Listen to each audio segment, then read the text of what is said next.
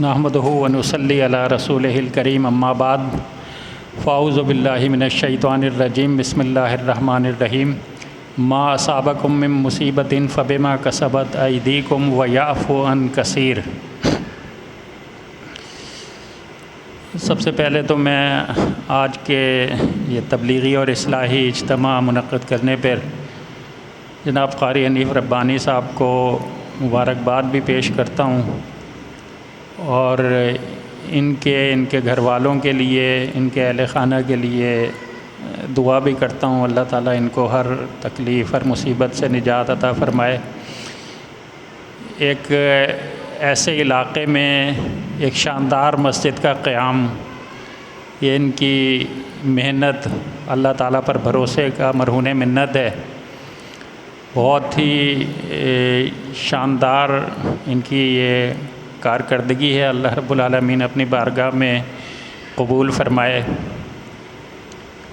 ایسے لوگ یقینی طور پر حوصلہ افزائی کے مستحق ہیں، معاونت کے مستحق ہیں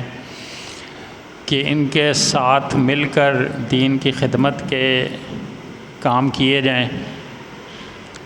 جنہوں نے کچھ نہ ہوتے ہوئے اتنا بڑا کچھ کر دیا، تو ان کے پاس کچھ ہوگا تو کتنا بڑا کچھ کر سکتے ہیں، اس کا آپ اندازہ لگا سکتے ہیں۔ وسائل کی بڑی اہمیت ہے، لیکن بغیر وسائل کے انہوں نے کام شروع کیا اور ایک قرآن و سنت کا، توحید و سنت کا پھیلانے والا ایک مرکز یہاں پر قائم کر دیا۔ یہ مساجد اور مدارس ہم سب کے لیے اور خصوصاً اہل علاقہ کے لیے اللہ رب العالمین کی بہت بڑی نعمت ہیں۔ ایسے مدارس جہاں پر قال اللہ و قال رسول،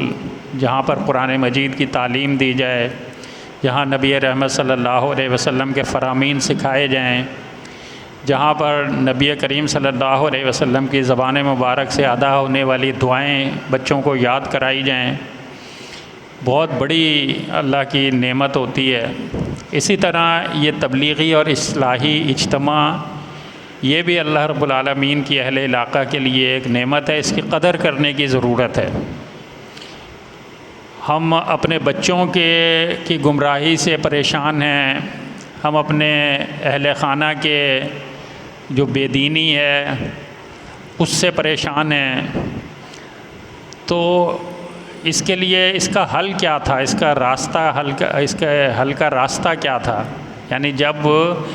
حالات آپ کے قابو میں نہ آ رہے ہوں، بچے آپ کے قابو میں نہ آ رہے ہوں،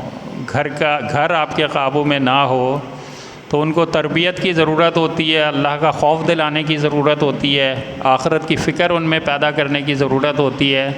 تو یہ کام کون کرے گا؟ کیسے ہوگا یہ کام؟ ظاہر ہے آپ مسجد سے جڑیں گے، آپ جو ہے تبلیغی اصلاحی پروگراموں میں اپنے بچوں کو، اپنی فیملی کو لے کر آئیں گے، شرکت کرائیں گے، تو جو چیز آپ یعنی اس کو قابو نہیں کر پا رہے تھے، یہ اس تعلیم کے ذریعے، اس تربیت کے ذریعے جو یہاں ان کے کانوں میں پڑے گی، ملے گی، بہت بڑی تبدیلیاں آ سکتی ہیں۔ اس وجہ سے میں کہتا ہوں جہاں بھی یہ ماہانہ یا ہفتہ روزہ اجتماعات اصلاحی قسم کے منعقد ہو رہے ہیں، اتنے دور دراز سے چل کر علماء کرام یہاں پر آتے ہیں، تو ان سے فائدہ اٹھانا، فیض حاصل کرنا اپنے گھر کے لیے، اپنے بچوں کے لیے، اپنے گھر کی عورتوں کے لیے بہت اہم اور ضروری ہے۔ اس کی قدر کرنی چاہیے، اور اس قسم کے پروگرام کو کامیاب کرنے کے لیے خود بھی شرکت کرنی ہے، اپنے جہاں پہ کچھ لوگ آپ کے ساتھ، آپ کی گیدرنگ ہے، آپ کے دوست احباب ہیں، ان کو بھی ایسے پروگراموں میں، یہاں پہ کوئی تعصب کی بات نہیں ہوتی ہے، یہاں پہ کوئی فرقہ واریت کی بات نہیں ہوتی ہے، یہاں پہ قال اللہ و قال رسول، اللہ اور اس کے رسول کی باتیں ہوتی ہیں، تو یہ ان کی اصلاح کا بھی ذریعہ بن سکتا ہے۔ میں نے آپ کے سامنے آیت رکھی ہے، ما اصابکم من مصیبت فبما کسبت ایدیکم، کہ تم پر جو مصیبتیں آتی ہیں وہ تمہارے اپنے ہاتھوں کی کمائی ہے۔ یہ ایک اللہ رب العالمین کی ظاہر قرآن مجید کی آیت ہے، تو بالکل سچی بات ہے۔ کسی کو مورد الزام نہ ٹھہرائیں، اگر آپ کے گھر میں صورتحال اچھی نہیں ہے، آپ انتشار کا شکار ہیں، آپ معاشی بدحالی کا شکار ہیں، آپ کے بھائی بہنوں میں لڑائیاں ہو رہی ہیں، شوہر اور بیوی کے درمیان ہم آہنگی نہیں ہے، بچے جو ہے وہ بگڑ رہے ہیں، تو کسی کو مورد الزام نہ ٹھہرائیں، بلکہ اللہ کہتا ہے تم پر جو مصیبتیں آتی ہیں وہ تمہارے اپنے ہاتھوں کی کمائی ہے۔ سب سے پہلے اپنے گریبان میں جھانکنے کی ضرورت ہے، اپنا جائزہ لینے کی ضرورت ہے۔ یہ گھر کا جو کسی بھی قوم اور کسی بھی معاشرے کا اہم ترین یونٹ جو ہے نا وہ گھر ہے، خاندان ہے، اور اسی وجہ سے دین اسلام کی تعلیم میں اس خاندان کے استحکام پر خاص توجہ دی گئی ہے۔ خاندان مضبوط ہوگا، اب خاندان ہی سے تو نکلے تھے صلاح الدین ایوبی، خاندان ہی سے تو نکلے تھے طارق بن زیاد، خاندانوں سے ہی تو نکلے تھے محمود غزنوی، خاندانوں کی تربیت ہی کا تو نتیجہ تھا امام بخاری، خاندانوں کی تربیت کا نتیجہ تھا امام مسلم۔ جتنے بھی جس شعبے میں بھی بڑے بڑے لوگ جنہوں نے اسلامی تاریخ کو بلڈ کیا، بنایا اور اس میں بڑا نمایاں کردار ادا کیا، وہ خاندان کے مرہون منت تو تھے، ان کا کوئی ماں باپ تھا، ان کا کوئی دادا دادی، ان کا کوئی نانا نانی تھا، ان کے جو ہے بہن بھائی تھے، ان کا ایک گھر کا ایک ماحول تھا، اسی میں تو ان کی تربیت ہوئی ہے، اسی میں تو ان کی شخصیت بنی ہے، اسی میں تو ان کا کردار بنا تھا، اور ان خاندانوں نے امت مسلمہ کو عظیم سپاہی دیے، عظیم سپہ سالار دیے، عظیم حکمران دیے، عظیم قسم کی شخصیات دی انہوں نے امت مسلمہ کو۔ آج اگر کوئی بڑا آپ کو نظر نہیں آ رہا، یعنی کوئی ایسے کردار آپ کو نظر نہیں آ رہے جو امت کو ان مسائل سے نکال ڈالیں، جو آپ کے اس ملک کے مسائل کو حل کر دیں، جو اس امت کی ترقی اور اس امت کو ترقی اور استحکام کے راستے پہ ڈال دیں، تو اس کا مطلب یہ ہے کہ بانجھ ہو گئے ہیں ہمارے خاندان، ایسی شخصیات پیدا کرنے میں ناکام ہیں۔ تو سب سے بڑی ذمہ داری جو ہے نا وہ ہماری اپنی ہے۔ ہم کہیں جی پولیس، آج ہی ایک ویڈیو اپنے اکرام بھائی بیٹھے ہوئے انہوں نے دکھائی،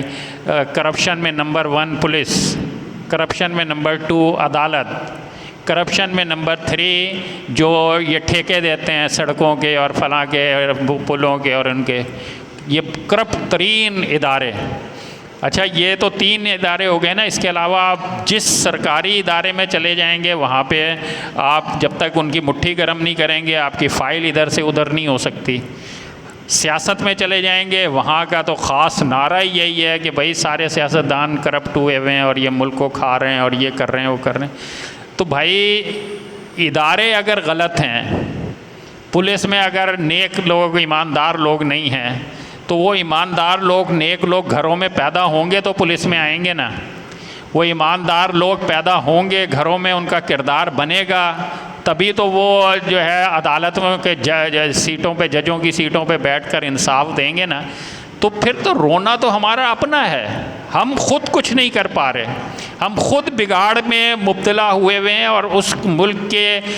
تعمیر و ترقی کے لیے ہم اس کے لیے کچھ بھی اپنا کردار ادا کرنے کے قابل نہیں رہے۔ تو سب سے بڑی ضرورت کیا تھی کہ اپنے خاندان کو مضبوط بنانا، اپنے خاندان کے اندر استحکام لانا۔ جہاں سے خاندان کا آغاز ہوتا ہے وہیں پہ غلطی ہو رہی ہے، اور اتنی فاش غلطی اور اتنی بڑی غلطی کہ جس کے نتیجے میں اب شادی کے لیے اپنے لڑکے کے بیٹے کی شادی کے لیے رشتہ تلاش ہو رہا ہے، اور 10 رشتے دیکھ چکے ہیں لیکن سارے جو ہے نا مسترد کر چکے ہیں کہ یہ لڑکی جو ہے نا اس کا رنگ ٹھیک نہیں ہے، اس کا قد ٹھیک نہیں ہے، اس کے بال چھوٹے ہیں، اس کا جو ہے نا یہ ذرا موٹی ہے، اس طرح کے عیب نکال کے 10 رشتے مسترد ہو چکے ہیں۔ اب 11ویں رشتے میں جو ہے نا خوبصورت ترین لڑکی کا انتخاب کیا ہے۔ اب اس میں نہ یہ دیکھا کہ لڑکی نماز پڑھتی ہے یا نہیں پڑھتی، لڑکی نے قرآن مجید پڑھا ہوا ہے یا نہیں پڑھا ہوا، لڑکی دین کے معاملات میں کیسی ہے، بڑوں کا ادب کرتی ہے نہیں کرتی۔ تو یہ ساری چیزیں جو ہے نا یہ نظر انداز کی ہیں، اور لڑکی کو خوبصورتی کی بنیاد پر آپ گھر لے کر آ گئے.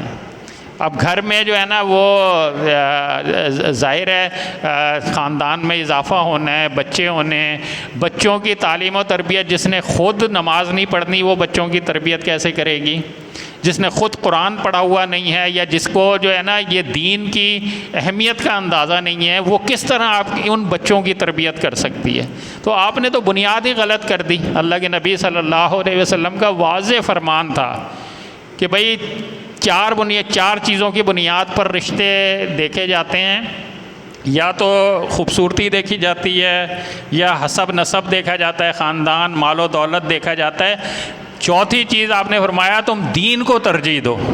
یعنی رشتہ کرتے وقت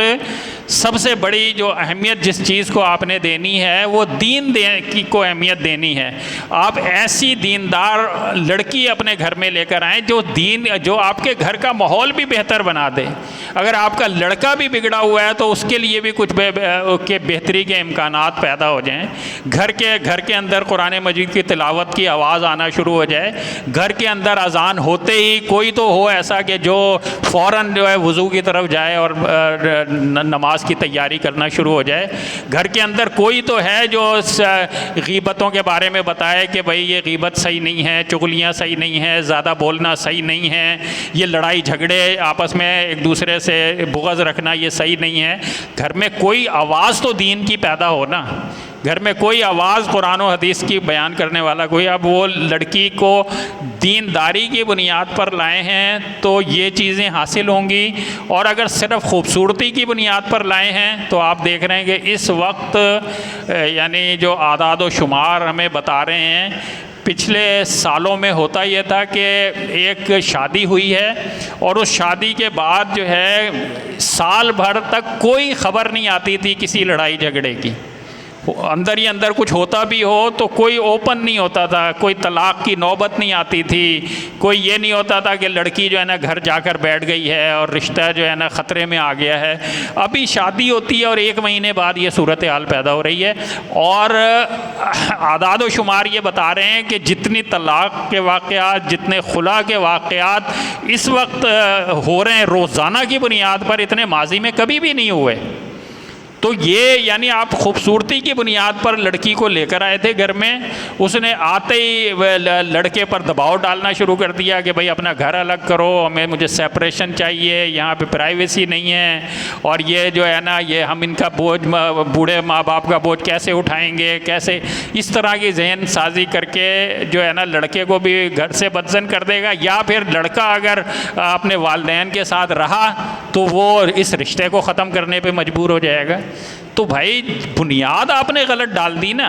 آپ نے یہ دیکھا ہی نہیں کہ بھائی سب سے پہلی اہم ضرورت آپ کی یہ تھی آپ کے گھرانے کے لیے، آپ کے خاندان کے لیے، اور جو بیٹے کا خاندان آپ تشکیل دینے کے لیے جا رہے ہیں اس کی سب سے اہم ضرورت یہ تھی کہ اس کو کوئی دیندار عورت کے ساتھ اس کا نکاح کروا دیں. لیکن آپ نے یہ نہیں کیا تو یہ ساری چیزیں پھر جو لڑائی جھگڑے ہو رہے ہیں، پھر جو دیورانیوں جٹھانیوں کی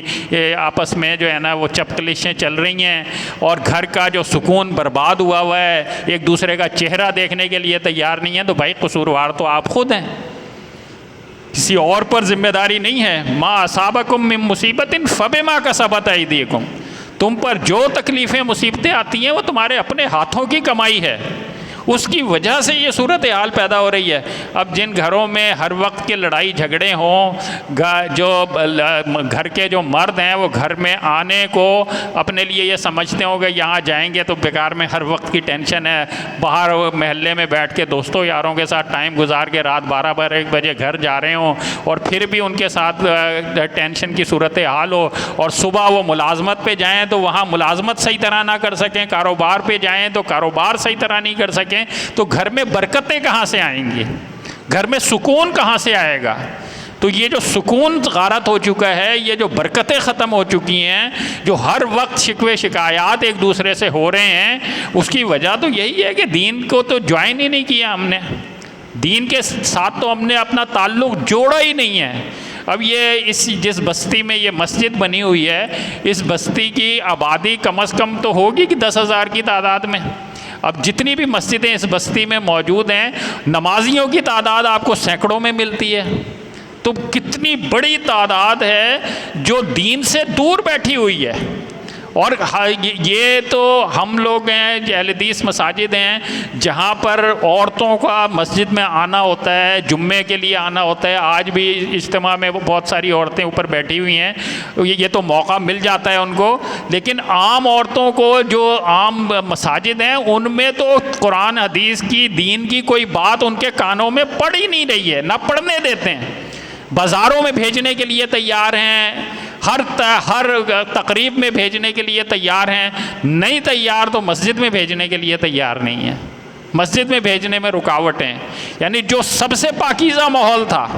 جو سب سے اچھی جگہ تھی اللہ کے رسول صلی اللہ علیہ وسلم کے نزدیک، اس جگہ پر تو عورتوں کو پابندی لگا کے بیٹھے ہوئے ہیں، اور باقی ہر جگہ جہاں دل چاہے عورتیں جائیں۔ تو پھر بھائی یہ اگر بے سکونی ہے، یہ بے اطمینانی ہے، یہ جو معاشی بحران ہے، یہ جو برکتیں ختم ہو چکی ہیں، تو اس کا قصوروار پھر خود ہی ہیں۔ یہ اللہ کی طرف سے کوئی عذاب نہیں ہے، یہ ہم نے خود عذاب بنایا ہوا ہے اپنے لیے۔ یہ صورتحال ہمیں خود، یہ بات ہمیں ذہنی طور پر قبول کر لینی چاہیے کہ بھائی کوئی اور قصوروار نہیں ہے، ہم خود قصوروار ہیں اس صورتحال کے۔ اگر ہم نے بہتری کرنی ہے، اب بچوں کو تربیت کی عمر تھی، یہاں پہ جو مسجد میں بچے کو کوئی لے آئے نا اور بچے شرارتیں کرنا شروع ہو جائیں، ہماری نماز خراب ہو جاتی ہے۔ کہتے ہیں یار نماز ڈانٹ کے ایک تھپڑ مار کے بچوں کو جو ہے نا وہ، یار ہماری نماز اتنی کمزور ہے کہ بچوں کی شرارتوں سے ہماری نمازوں میں فرق آ جاتا ہے، ہمارے خشوع و خضوع میں فرق آ جاتا ہے۔ اللہ کے پیغمبر امام الانبیاء خطبہ دے رہے ہیں بچے کو گود میں لے کر، اللہ کے پیغمبر امامت فرما رہے ہیں، اور بچے ان کی کمر مبارک پر جو ہے نا وہ اچھل رہے ہیں، اور آپ کو جو ہے نا وہ آپ کے ساتھ لگے ہوئے ہیں۔ تو یہ یعنی بچوں کو بچپن سے آپ نے مسجد سے بدظن کر دیا، اور مسجد میں آنے سے ان کو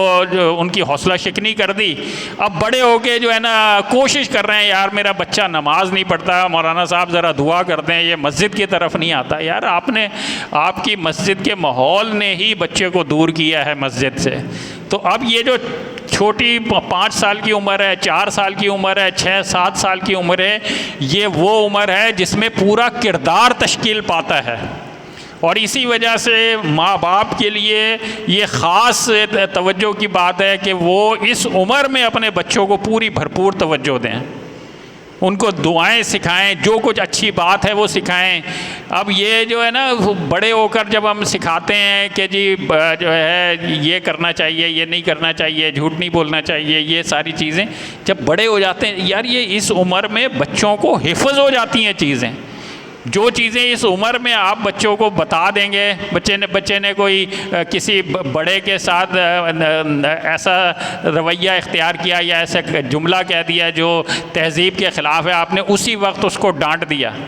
تو وہ آئندہ کبھی بھی ایسا نہیں کرے گا کہ کسی بڑے کے ساتھ وہ اس طرح کی حرکت کرے۔ تو یہ عمر تھی بنانے کی، یہ عمر تھی بچوں کی کردار سازی کی۔ اس عمر پہ تو آپ نے بچوں کو بچہ کہہ کر چھوڑ دیا کہ یار ابھی تو چھوٹے ہیں، سمجھ جائیں گے۔ بلکہ آج کل تو ہو یہ رہا ہے کہ بچہ اگر گالی دے تو بڑے فخر سے ماں باپ جو ہے نا، اس طرح کے گھرانے بھی موجود ہیں، بچے نے گالی دی تو بڑے خوش ہو رہے ہیں کہ بچے نے دیکھو کیسی بات کر دی ہے، بچے نے گانا سنا دیا تو یہ خوشی کی بات ہے ان کے لیے۔ تو اس طرح کی چیزوں کی حوصلہ افزائی کرنا اور دین کے کاموں کے لیے حوصلہ شکنی کرنا، اور اچھا اس کے لیے اپنے آپ کو بھی پابند کرنا پڑتا ہے۔ یعنی اگر آپ نے بچوں کو بڑوں کا ادب سکھانا ہے تو کیا آپ بڑوں کی بے ادبی کریں گے اور بچے آپ کی بات مان لیں گے؟ آپ کی بات نہیں مانیں گے، آپ کا دیکھیں گے کہ آپ اپنے باپ کے ساتھ کیا کرتے ہیں، کیا لب و لہجہ ہے آپ کا، کیا آپ ان کے بارے میں ان کے پیچھے ریمارکس دے رہے ہوتے ہیں، یار ان کو بڑے میاں کو ہر وقت جو ہے نا دوائی کی ضرورت رہتی ہے، یہ کھانستے ہی رہتے ہیں، یا یہ بڑی بھی بیٹھی ہوئی ہیں وہ اپنی ساس کو اس انداز میں مخاطب کرتی ہیں عورتیں بچوں کے سامنے اپنے، یہ بڑی بھی ہر وقت جو ہے نا کوئی ان کو پانی دیتے رہو، ان کو یہ کرتے رہو، اس طرح کے کلمہ۔ اب آپ لاکھ بچوں کو کہ کہیں کہ بیٹا بڑوں کا ادب کرنا چاہیے، ماں باپ کی بات ماننی چاہیے، آپ نے خود اپنے عمل سے ان کو کیا تعلیم دی ہے؟ آپ نماز خود پڑھتے نہیں ہیں تو آپ بچوں کو کیسے کہہ سکتے ہیں کہ نماز پڑھیں؟ باپ جب مسجد میں اذان ہونے کے بعد سنجیدہ نہیں ہوتا اور بچوں کا ہاتھ پکڑ کے مسجد نہیں لے جاتا تو وہ بچے کبھی بھی ساری زندگی نماز کی طرف آنا، خود اللہ تعالیٰ توفیق دے دے، ہدایت دے دے، الگ بات ہے، ورنہ آپ نے تو کوئی کسر نہیں چھوڑی بچے کو دین سے دور کرنے کی۔ آپ بچپن میں انگلی پکڑ کے لائے نہیں مسجد میں بچے کو، آپ نے بچوں کو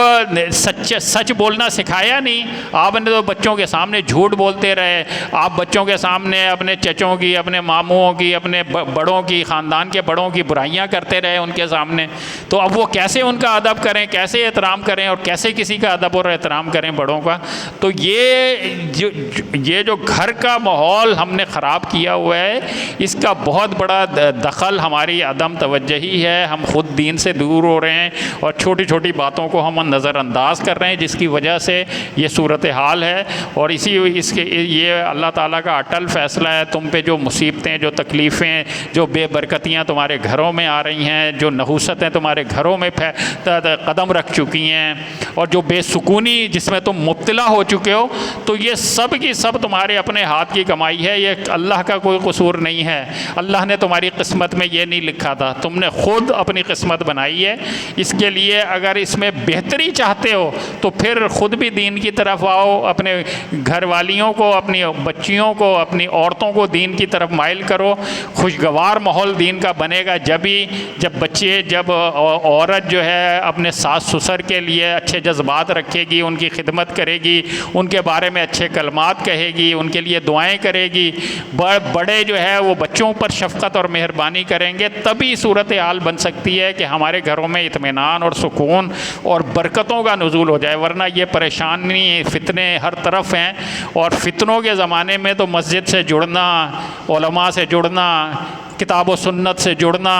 دین کی تعلیم سے جڑنا، یہ تو ناگزیر ہے، ورنہ تو فتنے آپ کو اچک لے جائیں گے، آپ کی دنیا بھی خراب کر دیں گے اور آپ کی آخرت بھی خراب کر دیں گے۔ جو ان لمیٹڈ ہے، جو ہمیشہ ہمیشہ کی زندگی ہے، اس کی بربادی بہت بڑی بربادی ہے۔ اللہ تعالیٰ سے دعا ہے اللہ تعالیٰ ہمیں صحیح معنوں میں دین کو سمجھنے اور اس پر عمل کرنے کی توفیق عطا فرمائے۔ وآخر دعوانا ان الحمد للہ رب العالمین۔